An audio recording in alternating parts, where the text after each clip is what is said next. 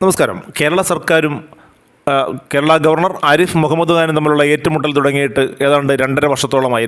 രണ്ടാം പിണറായി സർക്കാർ അധികാരമേറ്റെടുത്ത് അധികം വൈകാതെ തന്നെ ഗവർണറും അതുപോലെ തന്നെ മുഖ്യമന്ത്രിയും തമ്മിലുള്ള ഏറ്റുമുട്ടൽ തുടങ്ങിയതാണ്. അതിനിടയിലാണ് CPM വിദ്യാർത്ഥി സംഘടനയായ SFIയും ഗവർണറുമായിട്ടുള്ള തുറന്ന പോരാട്ടത്തിന് വഴിയൊരുക്കുന്നത്. അത് ഗവർണർ കേരളത്തിലെ ക്യാമ്പസുകളിൽ കാവ്യവൽക്കരണം നടത്തുന്നു എന്ന് ആരോപിച്ചുകൊണ്ടായിരുന്നു SFI ഗവർണർക്കെതിരെ തുറന്ന യുദ്ധത്തിന് മുതിർന്നത്. പലപ്പോഴും പലയിടങ്ങളിലും വെച്ച് അദ്ദേഹത്തെ കരിങ്കൊടി കാണിക്കുവാനും അദ്ദേഹത്തിന് നേരെ ചാടി വീഴുവാനും ഒക്കെ SFI പ്രവർത്തകർ ശ്രമിച്ചിട്ടുമുണ്ട്. എന്നാൽ കഴിഞ്ഞ ദിവസം അദ്ദേഹം വയനാട്ടിലേക്ക് നീങ്ങുമ്പോഴാണ് മട്ടന്നൂരിൽ വെച്ച് SFI പ്രവർത്തകർ അദ്ദേഹത്തെ തടയുകയും അദ്ദേഹത്തിനെതിരെ കരിങ്കൊടി പ്രയോഗം നടത്തുകയും ചെയ്തത്.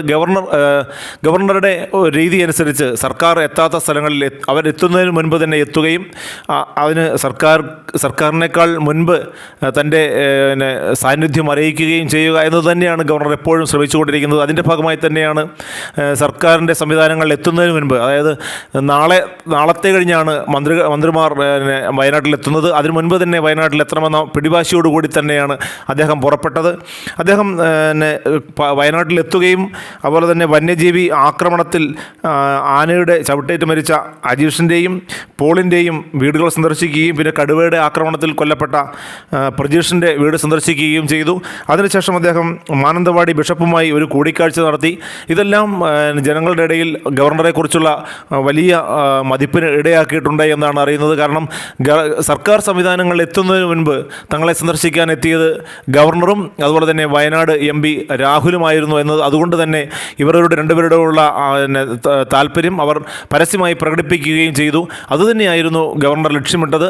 അതായത് സർക്കാർ മന്ത്രിമാരെത്തുന്നതിന് മുൻപ്, അല്ലാതെ കളക്ടർ എത്തുന്നതിന് മുൻപ് തന്നെ അവിടെ എത്തുകയും അവരെ ആശ്വസിപ്പിക്കുകയും ചെയ്യുക, തൻ്റെ ദൗത്യം പൂർത്തിയാക്കുക എന്ന ലക്ഷ്യത്തോടു കൂടി തന്നെയാണ് ഗവർണർ ആരിഫ് മുഹമ്മദ് ഖാൻ വയനാട്ടിലേക്ക് പുറപ്പെട്ടത്.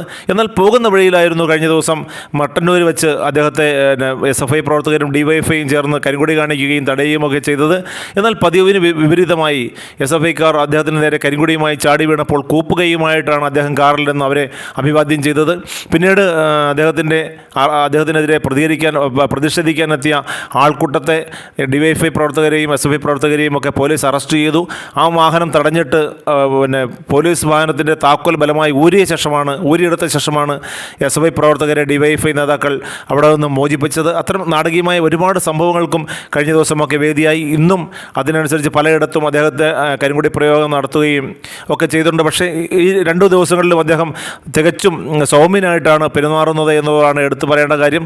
സാധാരണ അക്ഷോഭ്യനായി കാണപ്പെടുന്ന ഗവർണർക്ക് കഴിഞ്ഞ 2 ദിവസമായി വളരെ ശാന്തനായിട്ടും എല്ലാവരോടും പ്രത്യഭിവാദ്യം ചെയ്ത് കൂപ്പുകൈകളോടൊക്കെയാണ് അദ്ദേഹം സമരക്കാരെ പോലും അഭിവാദ്യം ചെയ്തുകൊണ്ടിരിക്കുന്നത്. എന്തായാലും ഇന്ന് രാവിലെ വയനാട്ടിൽ അദ്ദേഹം എത്തുകയും ഈ ബിനീഷിൻ്റെയും അജീഷിൻ്റെയും പ്രജീഷിൻ്റെയും പോളിൻ്റെയും ഒക്കെ വീടുകൾ സന്ദർശിക്കുകയും ചെയ്തത് അദ്ദേഹത്തിന് ജനങ്ങൾക്കിടയിൽ വലിയ ഒരു അംഗീകാരത്തിന് ഇടയാക്കിയിട്ടുമുണ്ട് എന്ന് പറയാതിരിക്കാൻ വയ്യ.